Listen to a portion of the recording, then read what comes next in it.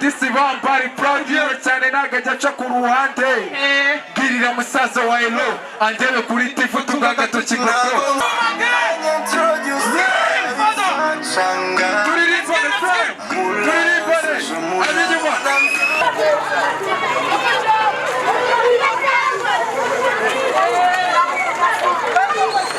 umva mukomeze mana arinde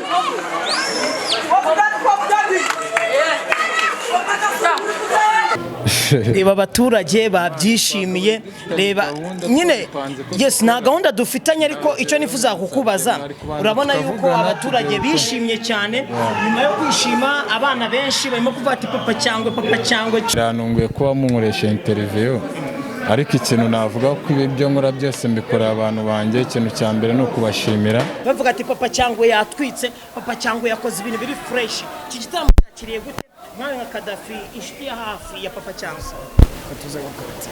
so baretse kunyongorera uvugaho gato cyane tuza gukora interview na Saga twe turagiye nago turi gukora interview we tubwire ukuntu wabanye iki gitaramo gusa byonye niye mpamvu waje kuri papa cyangwa nuko natari namubona ari bwa mbere ngiye kumureba naje kureba papa cyangwa uramukunda cyane ndashaka ko basa tuzana inkitahira ndacyarimo ngenda umwe mu bagize Rock Entertainment nahozemo ndimo kandi nzanahora icyo ni igisubizo cyoroshye ibindi bibazo batiraship ya Cuma noneho ibindi byose twazabivuga ku gihe cya Epibu twari turi kuvuga kuri show twajemo so ndakeka ibyinshi kuri iyi show nabivuze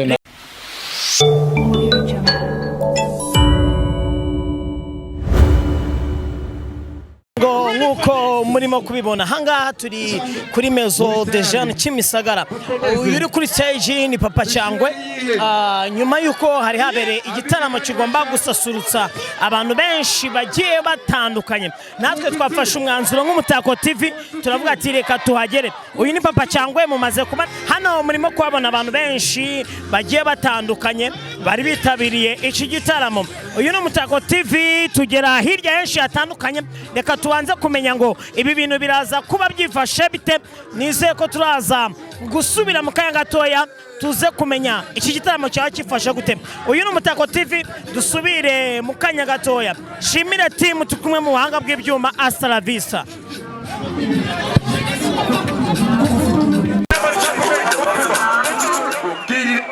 girira mami wawe bidatinze umukwe wabaraje yakunze umwana wanyu disi bambari proud cyane nagajaca ku ruhande girira musaza wa Elo andebe kuri tifu tugagatoki gako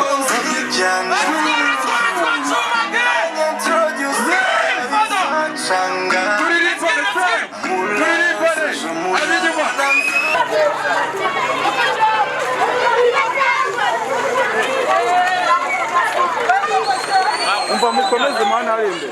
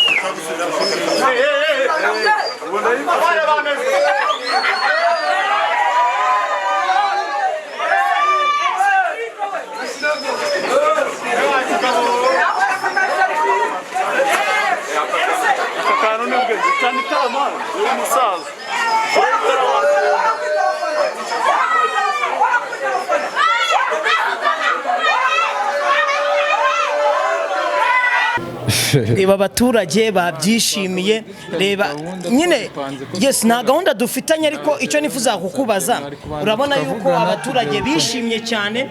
Nyuma yo kwishima abana benshi barimo kuvuga ati papa cyangwe cyuma twifuzaga kukubaza ati iyi show kuri hano mu murenge wa Kimisagara ubyakiriye gute, kandi kuba wasanze abafana nk'aba ngaba bakunda papa cyangwe. Ntabwo rero turi muri gahunda ya interview, ariko twifuza kukubaza ubyakiriye gute kuba ufite abafana nk'aba ngaba. Wenda biranunguye kuba munkoresha interview, ariko ikintu navuga ko ibyo nkora byose mbikorera abantu banjye. Ikintu cya mbere ni ukubashimira, mereye kuri mwe kuba muri hano, nkashimira abitabiriye iki gitaramo. Ni byiza bangaragarije urukundo, barabizi nawe ndabakunda, ni nabo urukundo nibimo imbaraga, binanyereka nyine uburyo ibyo nagiye nkora biri kugenda bitwika hanze. So ikintu nashaka kubaza, urabona hano hari abamama bashesha kanguhe, hari abayobozi, hari abantu tudahuje umubiri cyangwa se uruhu, abazungu bose babona yuko indirimbo za papa cyangwe bazibyinaga bakagera hasi, cyane cyane abana. Biriya bintu wabyakiriye gute nka papa cyangwe nyuma yuko ubonye femu y'abantu bakwishimiye hano mu murenge wa Kimisagara? Biriya ni ibintu bimotiva, bima izindi mbaraga, binyereka uburyo nyine indirimbo zanjye cyangwa ibihangano byanjye nkora umunsi ku munsi bigenda bigera ku bantu n'uburyo bagenda babyakira. So bita bima imbaraga zo gukora ibindi, nkanabibashimira cyane. Nshimira media, itangazamakuru muri rusange kuba ryaragiye ripushinga papa cyangwe, nkashimira timu yanjye, umuryango wanjye n'abantu banjye bose muri rusange. So ni ibintu byo kwishimirwa kuba uyu munsi nshaka kuhamagara stage nkabona kuva ku ndirimbo ya mbere nangire kugeza ku ya nyuma zose abantu barazizi kandi barazishimiye. Umwaka urimo kurangira, wakoze amabara, warakoze kandi waragaragaye. Muri uyu mwaka turimo gusoza, n'uriya mwaka tuzinjiramo 2022, ni akahe gashya noneho ufitiye abakunzi bawe, urukundo bagiye bakugaragariza? Ni iki kisumbuye muri ibi ngibi wakoze mu rukundo bakugaragarije? Ni iki kindi uzabakora umwaka utaha kugira bamereze na bagenzi banjye nabo bagire bike bakubaza, cyane yuko waruvuze ati apana interview, ariko ntabwo twari kuva hano nk'itangazamakuru tutabaje papa cyangwa ati wabyakiriye gute ibi bintu? Ntabwo nari nanze interview, ariko urabona hari ukuntu uba wicaye ahantu ufite ibyo uri gutekerezaho n'ibiki utari uzi ko ufite gahunda ya interview. So that's why nabimvuze ngo mbona muri kuntunga kamera se nta kintu mwambaje n'ibiki. So that's why gusa ikintu navuga umwaka utabyo bizaza byisumbuyeho. Niba uyu munsi nshaka guhagarara stage nkabona kuva ku ndirimbo ya mbere kujya ku ya kangahe ya nyuma barazizi, nagarukiye igihe cyo kwirara ngo numve ngo byarabaye, ahubwo nicyo gihe cyo gukora ibirenzeho kugira ngo n'utarazifata cyangwa utarishimira bimwe muri byo none ubu utanzahagarara impere ku isegonda rya mbere rya buri ndirimbo kugeza ku yanyu.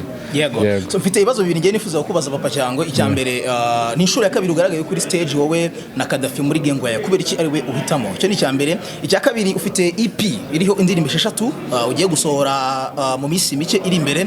Hariho ibibazo bibiri nshaka kubaza. Izina ry'indirimbo ibanziriza ya nyuma byacanze abantu ngo Nyaza, niko mbitekereza. Ikindi cya kabiri yagaragaye iri mu biganza bya Chuma Gang mu gihe cyo kuba yabiri muri Rock Entertainment. Binavuga yuko ushobora kuba atandukanye Rock Entertainment mu magambo yari muri iyo cover harimo amagambo menshi agaragaza yuko utishimye aho wari uri, ukuri kwabyo ni ukuhe? Nibyo bibazo bibiri nshaka kubaza. Ikibazo icyo nasubiza ni icya mbere kuri Kadafi n'umuvandimwe wanjye since day one, mbere yuko abantu banatumenya. So ikindi ni umwe mu bantu bamfasha n'uyu munsi tuba turi kumwe igihe cyose. So ndanamushimira cyane na timu yose ya Rock Entertainment n'abakunzi ba papa cyangwa n'abakunzi bacu twese. So icyo kindi cya kabiri cyo kuri EP uyu munsi ntabwo nazanwe no kuvuga kuri EP, muranyihangana uko naje muri show. So that's why na interview bamubwiye no kuvuga kuri show ubutaha ninjya gusora EP. Ku bikorwa byawe? Ntabwo uyu munsi nari muri gahunda, ntabwo uyu munsi nari muri gahunda yo kuvuga ku bindi uko naje muri show.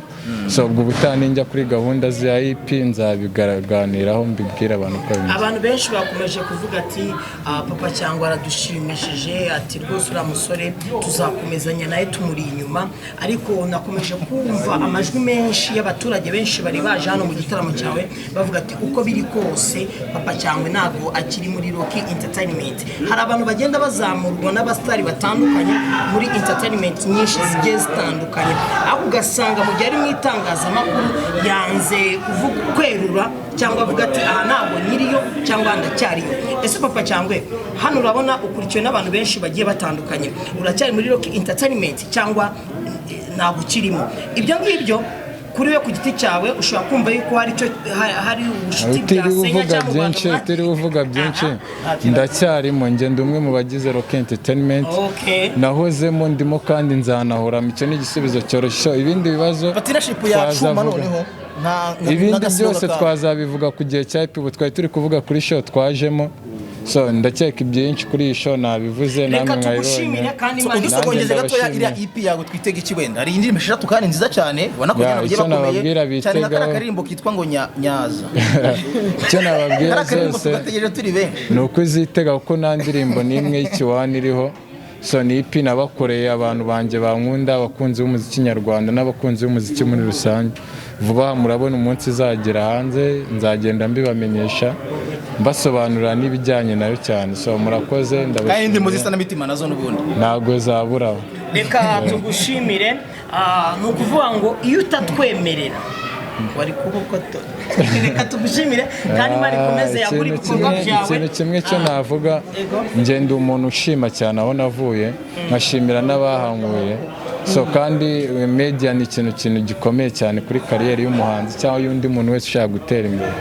So ntabwo rero ngewe nzigera na rimwe mbo wa muntu ngo wiriye kuri media ngo uko ari aho yageze. Sibye na media n'umuntu runaka, yaba wamfashe yaba ataramfashije, ngende umuntu kuko mba nzi icyo nshaka, nyine mba ngomba gusapotinga nk'uko nanjye mu sapotinga.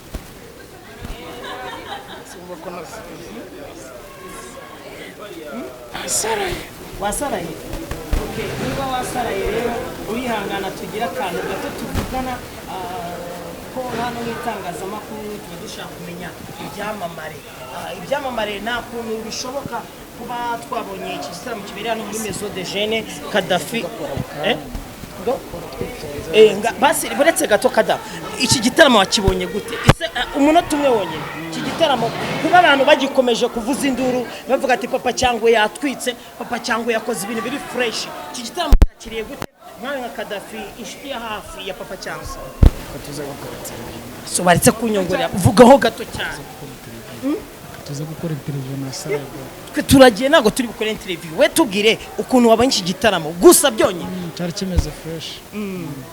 Kuki ukunda kugaragara cyane kuri stage za Papa Cyangwe? Twarakubonye muri arena muri kumwe ahantu hose murimo kugendana. Waje tuvugana. Umusa bimeze Meze wa neza. Egera imbere gato niba guha umwanya tuvugane. Niye mpamvu uri hano? Naje kureba Papa Cyangwe. Bari ongerijwe abantu barimo gusakuza. Wowe waje kureba Papa Cyangwe. Utunwa yigendere. Nawe kuvugira buretse gato. Aha niye mpamvu waje kureba Papa Cyangwe? Nuko natari namubona ari bwo bwa mbere ngiye kumureba. Papa Cyangwe wabyakiriye gute? Yaririmbye gute? Yaririmbye neza. Ha bimeze bite? Neza.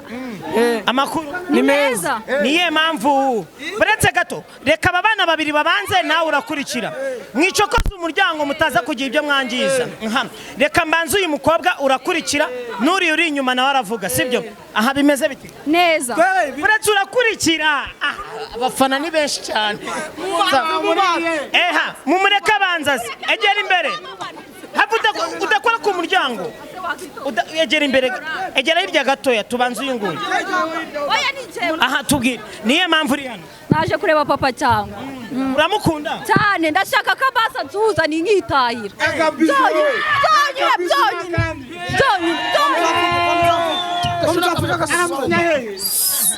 Njye ni umunyeshuri wa cyafi.